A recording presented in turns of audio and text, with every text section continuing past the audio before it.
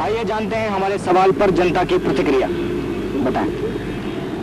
सेवानिवृत्त अध्यापकों को विश्वविद्यालय में शिक्षण कार्य के लगाना सरासर गलत है, क्योंकि एक तो उनकी कार्यक्षमता का ह्रास हो चुका है और कार्यक्षमता का ह्रास हो चुका है, इसलिए उनको सेवानिवृत्त किया गया। ये लोगों को लगाना जो है प्रासंगिक होता है, क्योंकि जो भावी छात्र है जो कि देश का नागरिक बनेगा और देश का निर्माता बनेगा, उसको जो है अच्छा उत्तम ज्ञान प्राप्त हो सके और उन्हें जो है भविष्य में सफलता प्राप्त हो सके, इसके लिए ये चीज आवश्यक है।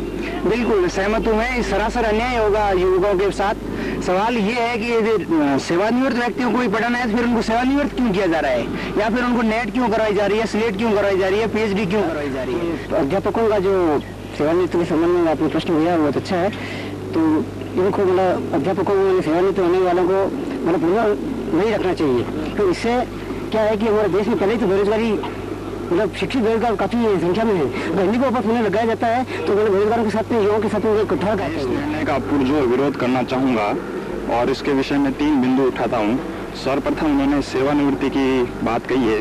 अगर व्यक्ति सेवानिवृत्ति के पश्चात भी कार्य करता है तो निश्चित रूप से उसकी एफिशिएंसी, उसकी कार्य क्षमता किसी न किसी कौन से प्रभावित हुई तो उससे सेवानिवृत्त किया गया। अब उस स्तर का व्यक्ति अगर उन्हें बड़ी क्लास से सौंपी जाए तो वह कार्य क्षमता निश्चित रूप से प्रभावित होगी। दूसरा, सरकार ने वित्तीय संसाधन का हवाला दिया है। सेवानिवृत्त व्यक्ति की अगर पेंशन हटाकर जो उनको तनख्वाह दी जाएगी वो किसी भी नई नियुक्ति के प्राध्यापक से अधिक होगी।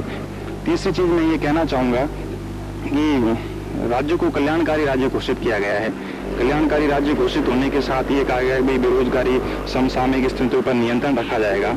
सरकारें अपने मैनिफेस्टो में घोषणा करती है कि जो भी बेरोजगार व्यक्ति है इतने समय में लोगों को रोजगार देंगे, वो देंगे। इसके पश्चात भी 1998 से आज दिन तक न तो किसी भी सामान्य जन के व्यक्तियों को नियुक्ति दी गई है। उस समय से पीएचडी धारी, नेट स्लेट धारी व्यक्ति बेरोजगार बैठे हैं और पद रिक्त होने के पश्चात भी उनको नियुक्ति नहीं दी जा रही। मेरा इस मामले में ये है कि मैं अपने साथी वक्ताओं की बात से सहमत हूँ, लेकिन जहाँ तक ये कह रहे हैं कि उनकी क्षमता का जो ह्रास हो चुका है, इस बात से मैं सहमत नहीं हूँ। सेवानिवृत्त अध्यापकों की कंसल्टेंसी हमें लेनी चाहिए, क्योंकि ये अपनी सेवाओं के बदले में एक लंबा पीरियड वो स्टूडेंट्स के बीच रहते हैं, उन्हें पढ़ाते हैं। और ये अलग बात है कि वो जब नियुक्ति उनके ऐसे कंसल्टेंट उनको रखना चाहिए ताकि वो नई पीढ़ी के लोगों को तैयार कर सके, क्योंकि जब तक वो नई पीढ़ी के लोगों को तैयार नहीं करेंगे, नई पीढ़ी एकदम भावी कर्णधारों को तैयार करने में असक्षम होगी। काफी प्रतिभाशाली छात्र हैं, उन्हें मौका दिया जाए, उन्हें आगे बेरोजगारी कैसे समाप्त होगी। अगर आप इतने पुराने लोग जो कर चुके हैं और एक एज के बाद भी आप उन्हें वापस मौका दे रहे हो, युवाओं को मौका नहीं दे रहे, ये काफी निराशाजनक है। हमने पहले भी इसके लिए ज्ञापन दिया है और हम चाहेंगे कि युवा लोग आ गया, युवा पीढ़ी आ गया।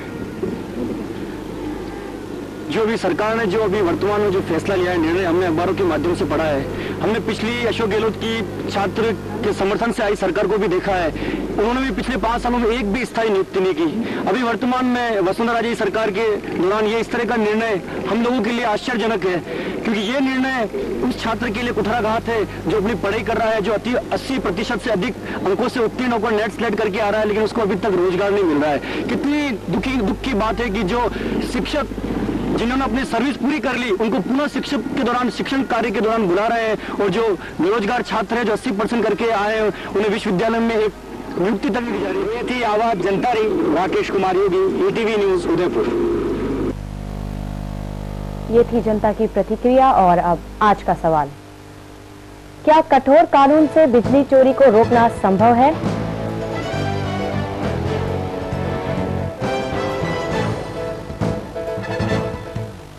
इस सवाल के साथ कल हमारी टीम होगी बीकानेर के नथू सरजीत पर दोपहर 12 बजे।